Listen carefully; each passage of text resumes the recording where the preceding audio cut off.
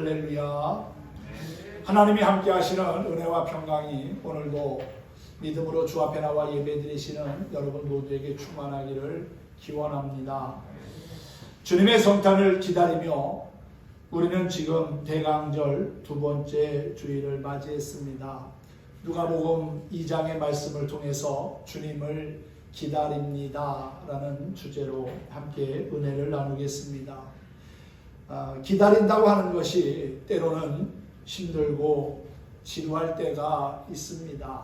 하지만 결과가 좋으면, 다시 말해서 좋은 만남이 이루어지면 모두 있게 되고 큰 기쁨을 갖게 한다는 것입니다.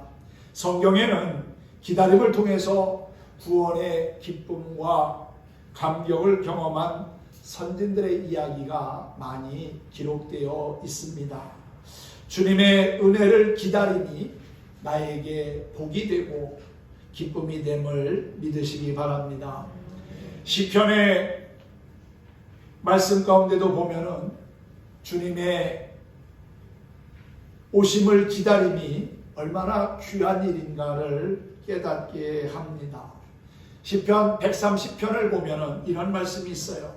나 곧 내 영혼이 여호와를 기다리며 나는 주의 말씀을 바라는도다.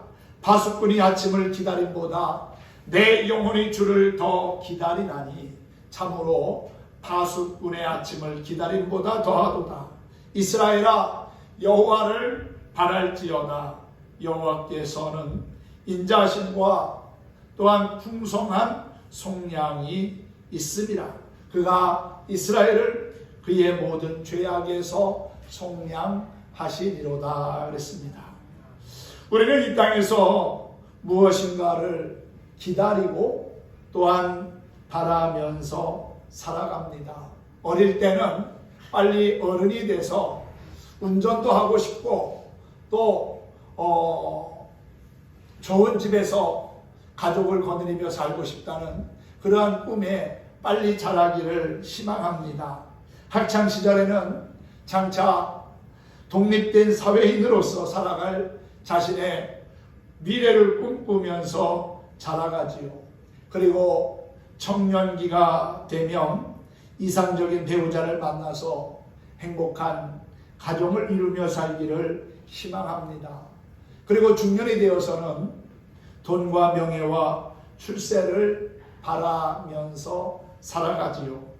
어느덧 인생의 황혼기가 되면은 이제는 자녀들의 성공을 기다리며 삽니다. 그러다가 인생의 마지막 순간을 맞이하게 되는 것이지요. 이런 의미에서 우리 인생은 무엇인가를 기다리는 기다림의 연속이라고 말할 수 있습니다. 다만 문제는 우리가 기다리기는 기다리되 무엇을 기다리느냐 하는 것입니다. 우리가 기다리는 그 기다림의 대상이 우리 인생의 미래를 결정짓습니다. 왜냐하면 우리가 기다리는 그 대상에 따라서 우리의 삶의 결과가 달라지기 때문입니다. 우리가 천박한 대상을 소망하면 우리의 삶은 천박한 삶이 됩니다. 그러나 우리가 귀한 대상을 기다리면 우리의 삶은 귀한 삶이 된다는 사실이지요. 오늘 본문의 말씀은 이스라엘의 위로를 오랫동안 기다렸던 두 사람을 소개하고 있습니다.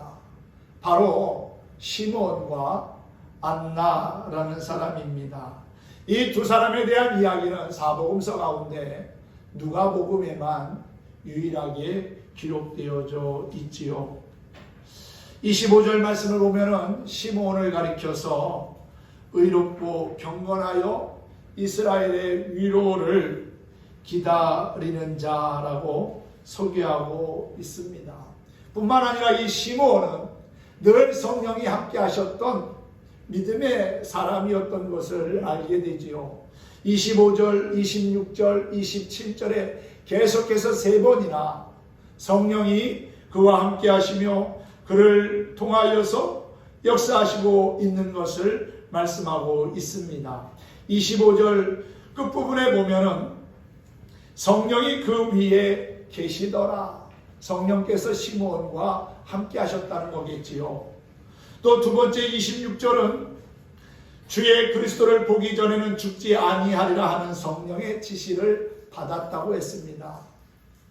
죽기 전까지는 이 땅에 오신 예수님을 꼭 만나게 된다는 것이지요. 성령의 지시를 받았다고 하는 건 큰 은혜가 아닐 수 없습니다.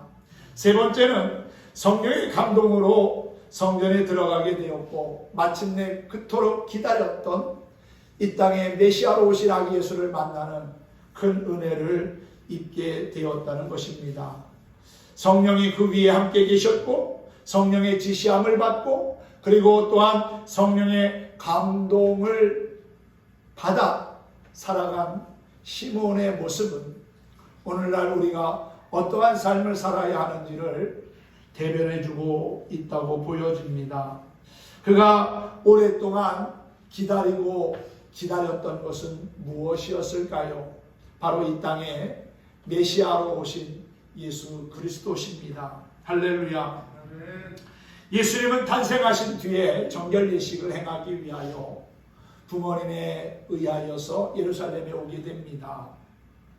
베들레헴에서 태어나신 예수님은 할례를 받기 위해서 예루살렘으로 올라오셨습니다. 거기에서 시므온이 예수님을 알아보고 감격하여 찬송하는 모습을 보게 됩니다. 그는 평생 기다렸던 메시아를 만났습니다. 그 감격의 기쁨, 눈물을 흘렸고 감사의 기도를 드렸고 이젠 죽어도 여한이 없다는 고백을 남기고 있지요. 오늘 우리가 함께 읽은 말씀 28절과 9절을 보면은 시므온이 아기 예수님을 안고 하나님을 찬송하며 이렇게 말합니다. 주제여 이제는 말씀하신 대로 종을 평안히 놓아 주시는도다. 이 말은 이제 주님 내 할 일 다 했으니 내 사명 다 감당했으니 이제 나로 하여금 평안히 쉬게 하옵소서. 이제 하나님 내 생명을 거두어 주십시오 라고 하는 그러한 내용이라고 볼 수가 있습니다. 그의 이런 고백 속에서 우리는 시므온이 어떻게 살았는가를 알 수 있습니다. 그는 평생을 메시아를 기다리며 살았다는 것이지요. 사실 시므온만 예수님을 기다렸던 것은 아닙니다. 오늘 36절에 나오는 아셀 지파 바누엘의 딸 안나 선지자 역시 예수님을 기다리며 성전에서 생활하다가 이 땅에 메시아로 오신 아기 예수님을 만나는 큰 기쁨을 얻게 됩니다. 이 안나는 결혼하고 7년 동안 남편과 함께 살다가 안타깝게도 남편이 먼저 세상을 떠나서 혼자 됩니다. 그리고는 84세에 이르기까지 성전에서 머물며 주야로 금식하며 기도하는 삶을 살았다고 하지요. 그러다가 마침 하나님께서 이 땅에 보내신 예수님을 만나는 큰 은혜를 입게 되었다는 겁니다. 당시 많은 사람들이 메시아를 기다렸습니다. 우리 역시 주님을 기다리며 사는 사람들이지요. 오늘도 내일도 그분을 생각하며 기다리며 살아가고 있습니다. 교회력으로 지금은 대강절입니다. 대림절, 강림절이라고도 그렇게 표현하는데 출현, 도래라는 뜻을 가지고 있습니다. 대강절은 예수님의 탄생을 축하하며 기뻐하기 위해 4주간을 지켜왔습니다. 대강절은 시작을 의미합니다. 일반 달력은 1월부터 시작하지만 교회력은 대강절부터 시작이 됩니다. 우리가 대강절을 지키며 성탄을 기다리는 것은 예수님의 탄생을 기점으로 새로운 삶을 시작하겠다는 결단을 의미합니다. 지금까지 여러 가지 면에서 부족한 것이 많았지만 이제 그 모든 것을 다 정리하고 새롭게 출발하겠다는 것이지요. 또 우리가 예수님을 기다리는 것은 그분의 탄생만이 아니라 이 땅에 다시 오심, 즉 재림을 기다리고 있는 것이지요.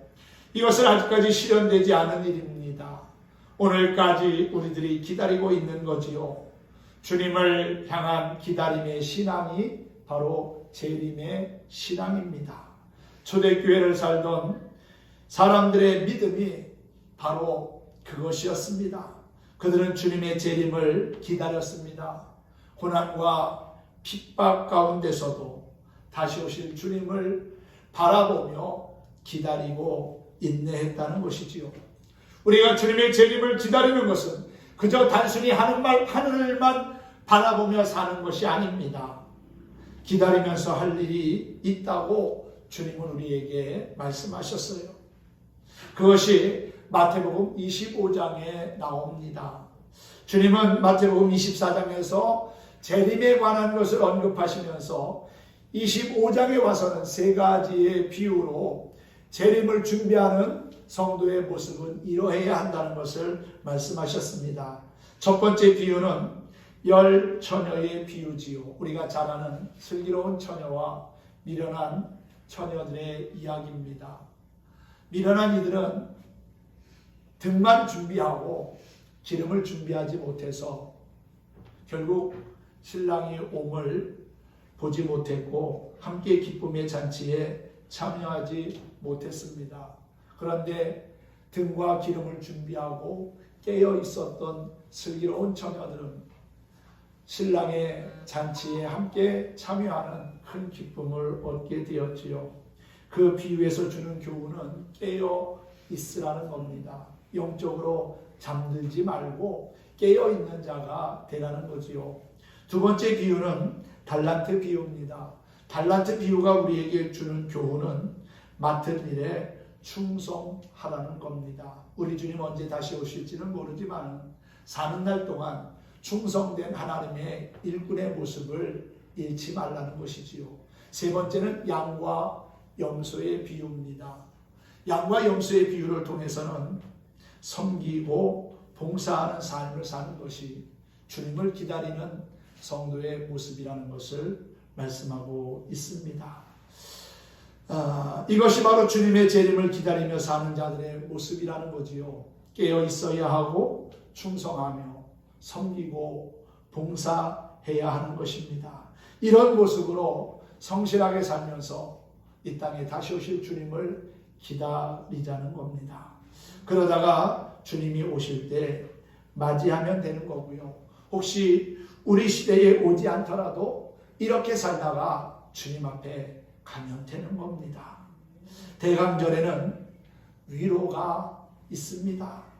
오늘 25절 말씀에 보면 시몬을 소개할 때 그를 이스라엘의 위로를 기다리는 자라고 소개하고 있지요. 여기 위로라고 하는 말은 참 귀한 말인 것 같아요. 그는 위로를 기다리는 사람이었습니다.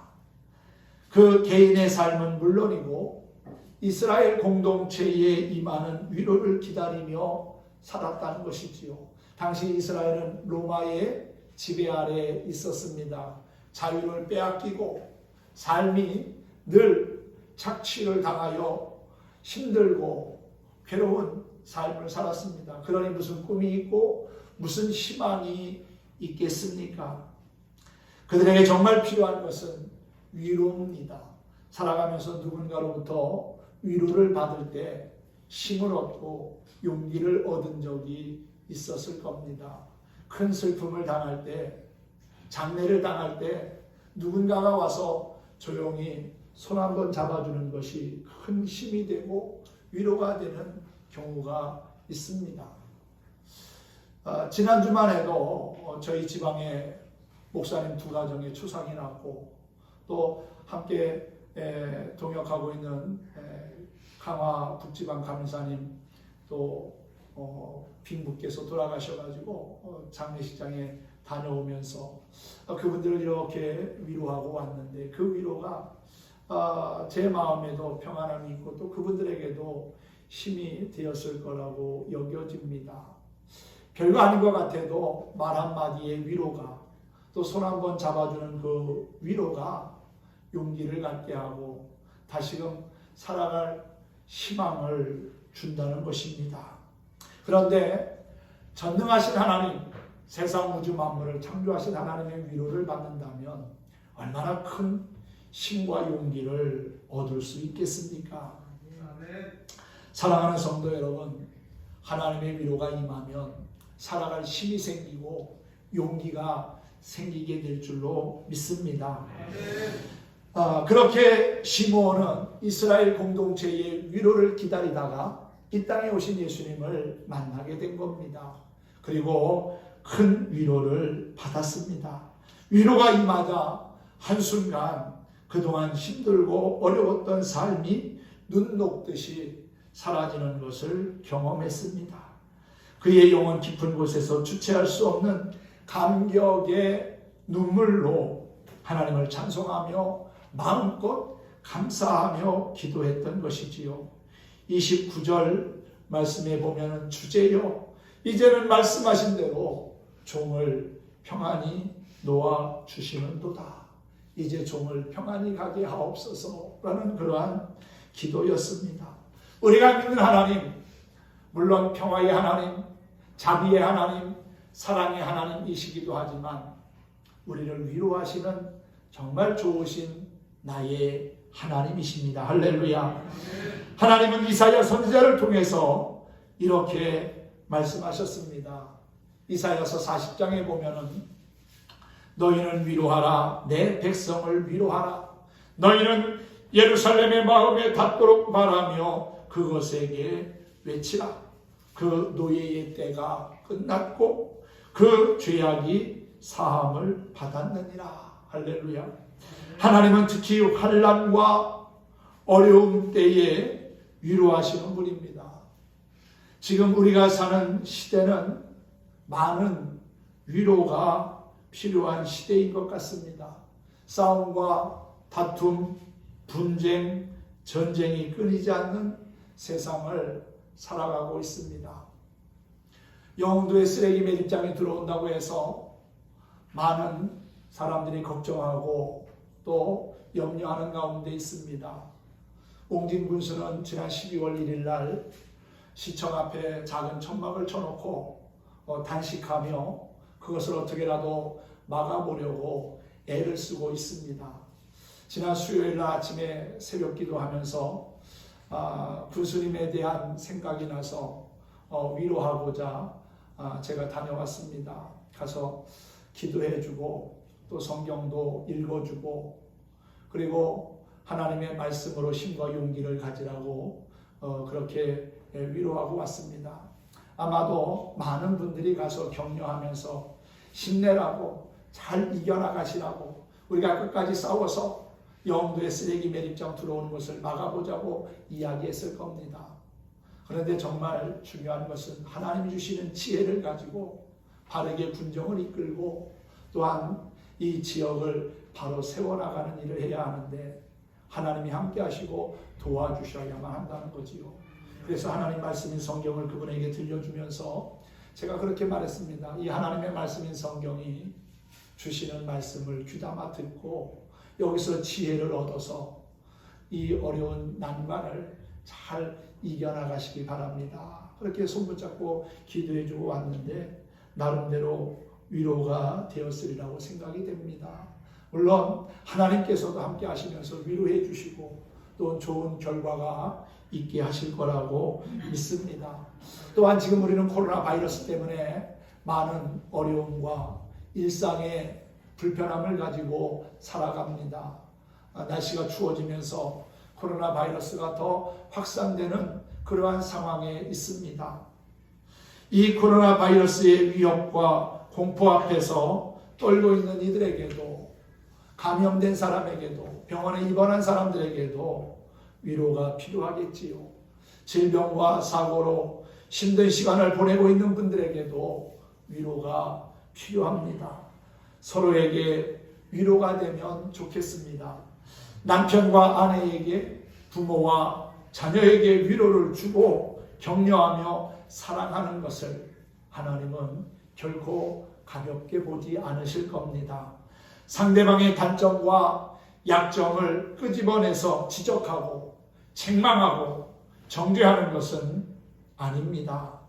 사실 잘못한 것은 자신이 가장 잘 알지요. 지적하지 않아도 압니다. 그래서 필요한 것이 위로라는 거지요. 위로가 있는 가정, 격려가 있는 사회, 위로가 풍성한 교회가 좋은 교회입니다. 이것을 우리는 사명으로 삼아야 합니다. 하나님께서 나로 하여금 사명을 주신 것, 직분을 주신 것은 힘들고 어려운 사람들을 위로하고 격려하고 세워주라고 하신 것이다 라고 생각하고, 그렇게 섬기며 살다 보면 그분도 위로를 받고 나도 위로와 용기를 얻게 될 거라고 믿습니다. 또한 대강절은 회복이 있는 기간입니다. 시몬의 신앙에서 빼놓을 수 없는 것이 바로 회복이지요. 본문은 그런 관점에서 매우 중요합니다. 주님이 탄생하신 이후 사람들의 감사와 고백을 자세히 보십시오. 모든 주제가 회복에 맞추어져 있습니다. 여기서도 마찬가지지요. 그가 기다리면서 가장 크게 생각했던 것이 바로 이스라엘의 회복이었습니다. 메시아가 오시면 회복될 나라를 꿈꾸었고 회복될 자신의 장래를 바라보았다는 것입니다. 이 모든 회복이 이루어질 것을 감사하며 29절에서 주제여 이제는 말씀하신 대로 종을 평안히 놓아주십시오. 내 눈이 주의 구원을 보았사오니 이는 만민 앞에 예비하신 것이요 이방을 비추는 빛이요 주의 백성 이스라엘의 영광입니다 라고 그렇게 기도하고 고백한 것입니다. 그는 회복을 믿었고 보았습니다. 주님이 오심으로 임할 모든 회복을 알았습니다. 그의 고백처럼 예수님의 오심으로 모든 것이 회복되었습니다. 죄에서 회복되었고 죽음에서 회복되었습니다. 어려움에서 회복되었고 고통에서 두려움과 염려에서 회복되는 은혜를 입었습니다. 시므온은 자신과 이스라엘 공동체에 임하는 회복을 보면서 감사했습니다. 그토록 기다렸던 회복이 주님을 통해서 이루어진 것이지요. 할렐루야. 이것이 우리가 기억해야 할 기다림의 신앙입니다. 성경이 우리에게 은혜로 보여지는 가장 중요한 이유가 있다면 바로 회복을 말씀하고 있기 때문입니다. 창세기에서부터 요한계시록까지 성경은 회복에 관심을 가지고 있습니다. 그래서 요한계시록은 완전한 회복으로 끝을 맺지요. 성경을 보면서 우리는 이 큰 줄기를 놓치지 말아야 합니다. 성경에서 회복하면 대표적으로 떠올리는 인물이 바로 욥이지요. 욥처럼 많은 고난과 어려움을 당한 사람도 없습니다. 그런데 또 그처럼 하나님의 큰 은혜로 회복된 이도 없는 것 같아요. 동방의 의인이었고 부자였던 그가 하루아침에 모든 것을 잃습니다. 건강도 잃고 자녀도 잃고 또 재산도 잃고 모든 걸 다 잃어버립니다. 얼마나 큰 아픔이요 고통이었겠습니까? 그런데 하나님은 그의 삶을 놀랍게 반전시키시고 회복시키십니다. 고통과 아픔이 얼마나 힘든지를 보여주기 위해서 이 욥기가 기록된 것 같지만 성경의 중요한 의도는 고난과 시련이 아니라 하나님이 그를 어떻게 회복시키셨는지, 그의 인생에 어떠한 반전을 주셨는지를 보여주고 있다는 겁니다. 욥기서 마지막 부분을 보면 욥이 그렇게 고백합니다. 내가 지금까지 귀로만 듣던 그 하나님을 이제는 제가 눈으로 배웠나이다 하는 놀라운 고백을 하지요. 그리고 하나님은 그가 잃었던 재산, 건강 그리고 자녀들을 다시금 주셔서 큰 위로를 받게 하시고 노년이 행복한 삶이 되도록 축복하신 것을 보게 됩니다. 욥기의 결론은 모든 것에 완전한 회복으로 끝을 맺습니다. 이것이 욥기서를 기록한 성경의 의도라는 거지요. 그러므로 우리가 신앙생활하면서 날마다 잊지 말아야 할 것, 하나님이 내 삶을 회복시키실 것이다. 내 삶에 놀라운 반전을 이루실 것이다 라고 하는 것을 기억하자는 것입니다. 하나님은 회복시키시는 분이시기에 우리는 회복을 생각해야 하고 회복을 소망해야 하며 회복을 기다려야 하는 것이지요. 이것이 바로 신앙생활입니다. 하나님의 회복을 기다리기를 바랍니다. 건강의 회복, 생업의 회복, 인간관계의 회복이 임할 것을 믿고 기다리는 성도가 되었으면 합니다. 시편에서 다윗은 이러한 기도를 했어요. 내가 여호와를 기다리고 기다렸더니 귀를 기울이사 나의 부르짖음을 들으셨도다. 나를 기가 막힐 웅덩이와 수렁에서 끌어올리시고 내 발을 반석 위에 두사 내 걸음을 견고하게 하셨도다. 할렐루야. 이 시는 다윗이 고난 중에 있을 때 지어 불었던 시입니다. 다윗의 신앙은 바로 기다림의 신앙이었습니다. 그는 참고 인내하며 기다렸습니다. 그러자 하나님이 그를 기가 막힌 웅덩이와 수렁에서 끌어올리셔서 기쁨으로 살게 하셨다는 것이지요. 하나님은 주님의 약속의 말씀을 믿고 순종하며 기다리는 자에게 크신 은혜와 구원의 은총을 주십니다. 다시 오실 주님을 기다리면서 우리의 믿음의 옷깃을 여미고 신앙을 지켜나가는 신실한 그리스도인이 되었으면 좋겠습니다. 오늘 시몬과 안나처럼 기다림을 통해서 주님을 만나는 기쁨의 역사가 있기를 소망합니다. 탄생과 재림을 기다리고 하나님의 위로와 또한 회복을 기다리면서 우리 앞에 주어진 삶을 힘있게 살아가는 참된 그리스도인이 다 될 수 있기를 예수님의 이름으로 간절히 축원합니다. 축복합니다.